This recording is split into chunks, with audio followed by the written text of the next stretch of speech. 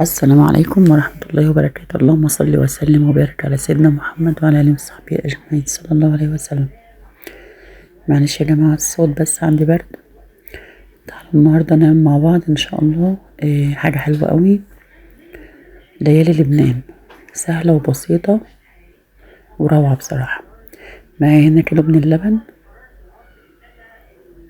هحط عليه نص كوباية سكر، وكوباية من السميد أو دقيق البسبوسة، وفانيليا، ونقلب كل الكلام ده كده مع بعض.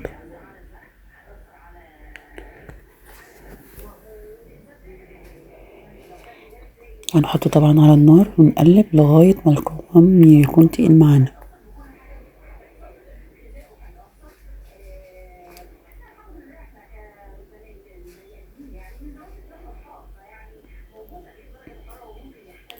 نفضل نقلب كده لغاية ما القوام يتقل. روعة يا جماعة ليالي لبنان. شايفين القوام اختلف ازاي؟ ما شاء الله. طبعا مجهزة بقى صينية ومش مدهونة ولا اي حاجة. هنصب بقى الخليط وهو سخن كده،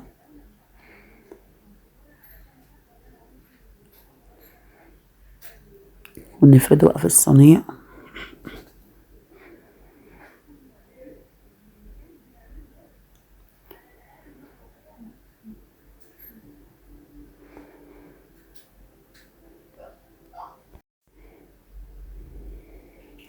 لازم نساوي الوش بتاعها.